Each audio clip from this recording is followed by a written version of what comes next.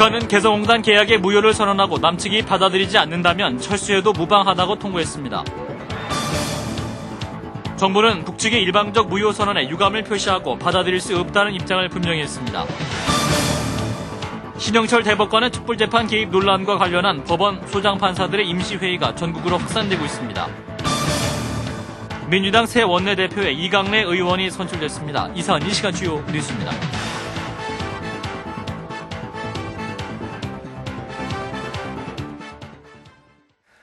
시청자 여러분 안녕하십니까? 북한이 오늘 개성공단 토지 임대료와 임금 등 남북 간 맺어진 기존 계약들을 일방적으로 무효화한다고 선언했습니다. 정부는 받아들일 수 없다면서 깊은 유감을 표명했습니다. 박지환 기자입니다.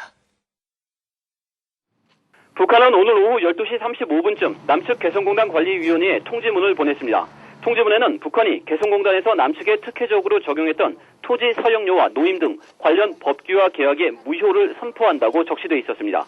이와 함께 개성공단의 남측 기업들이 이를 집행할 의사가 없다면 개성공단에서 나가도 무방할 것이라고 강공 드라이브를 걸었습니다.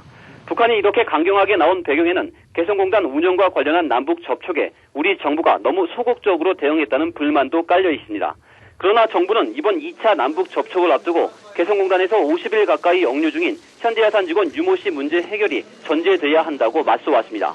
오늘 북한의 조치에 대해 정부는 논평을 통해 개성공단 관련 법규와 계약 무효를 무책임한 처사라고 지적하고 깊은 유감의 뜻을 나타냈습니다.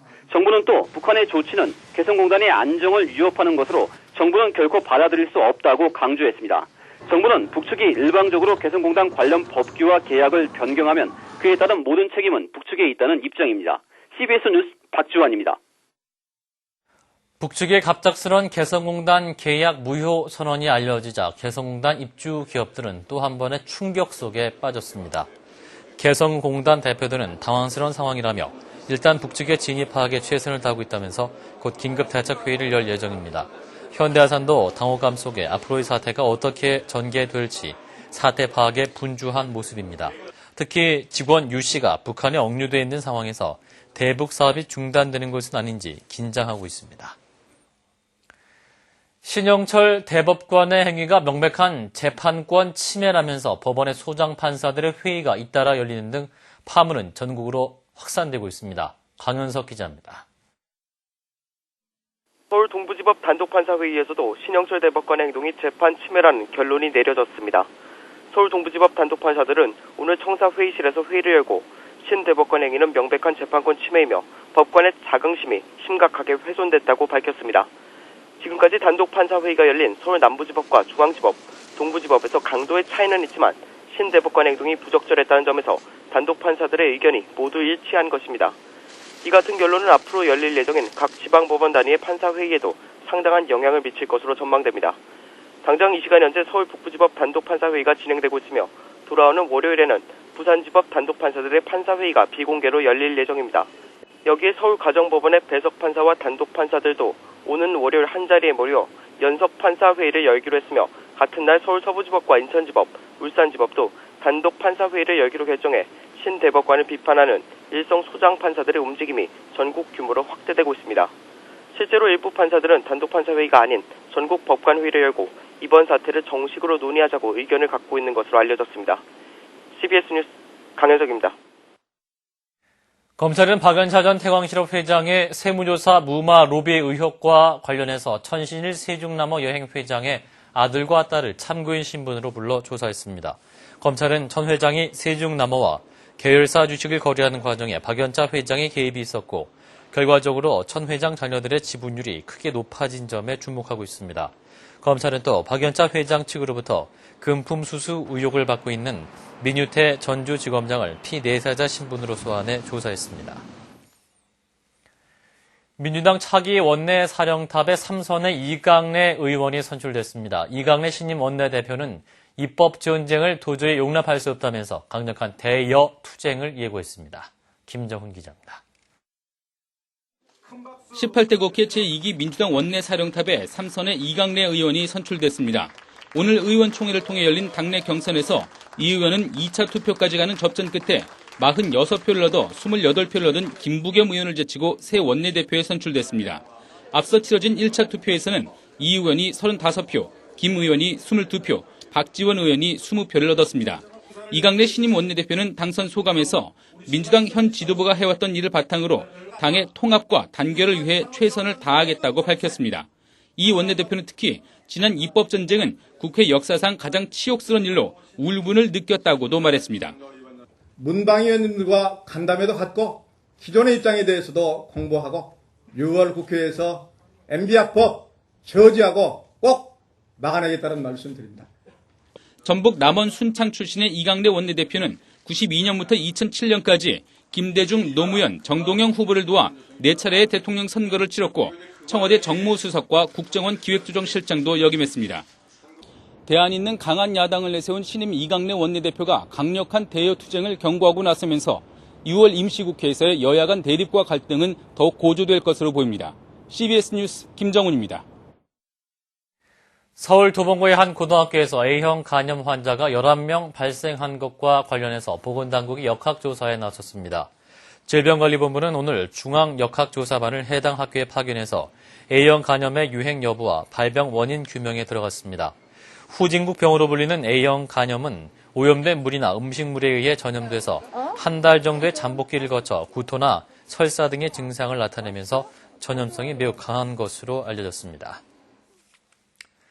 이어서 볼만한 영화 두 편을 소개합니다. 원앙 소리를 잇는 다큐멘터리 영화 대추리 마을 이야기인 길과 태국 전통 무예인 무에타이 액션물 옹박 더 레전드를 소개합니다.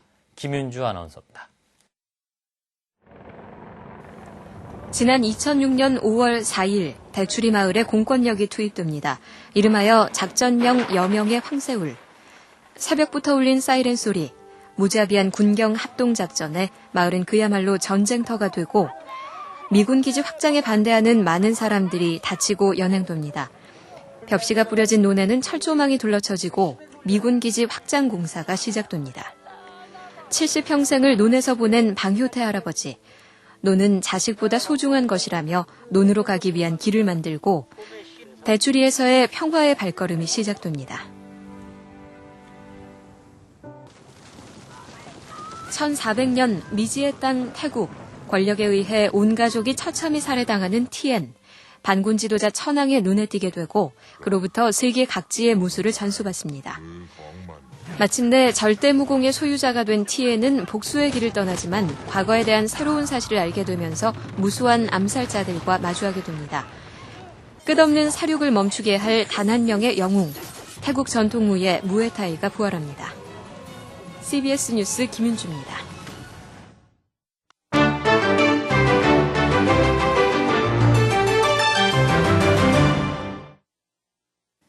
영화 슬럼독 밀리어네어는 인도 빈민가의 모습을 다루면서 화제가 됐습니다.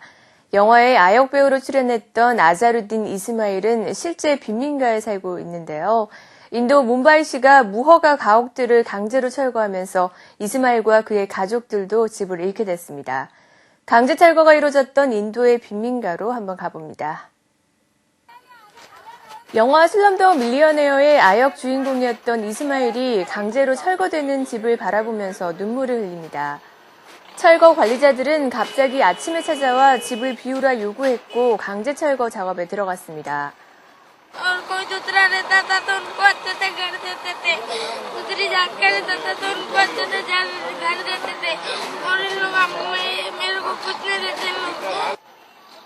아카데미 8관왕을 차지한 영화로 스타가 됐지만 10살 소년 이스마일은 판자촌 철거를 막지 못해 그와 그의 가족들은 슬퍼하고 있습니다.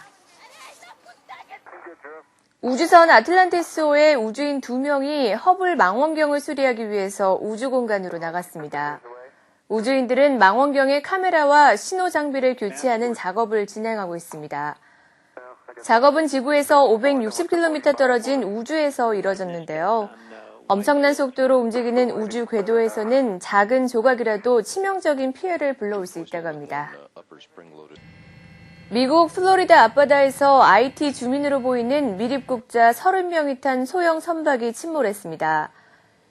해안경비대는 정원을 초과한 상태로 배에 탄 사람들은 모두 미국 입국을 시도하던 IT 주민으로 보인다고 밝혔습니다. And I want to say special thanks to the U.S. Coast Guard who are always there in time of need.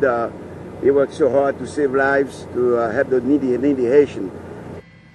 IT 주민들은 최근 경제난으로 미국으로 미립국을 시도하는 사례가 늘고 있습니다. 지금까지 박주연이었습니다.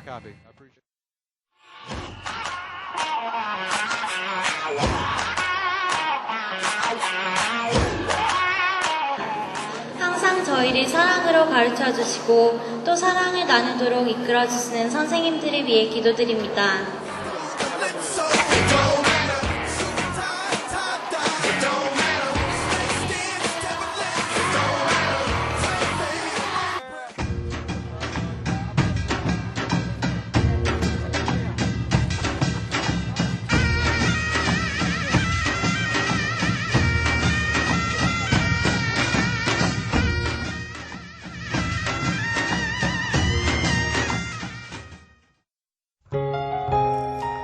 아침입니다. 오늘 밤부터 서해안 지방부터 비가 내리기 시작해서 내일은 전국에 걸쳐 많은 비가 내릴 것으로 보입니다.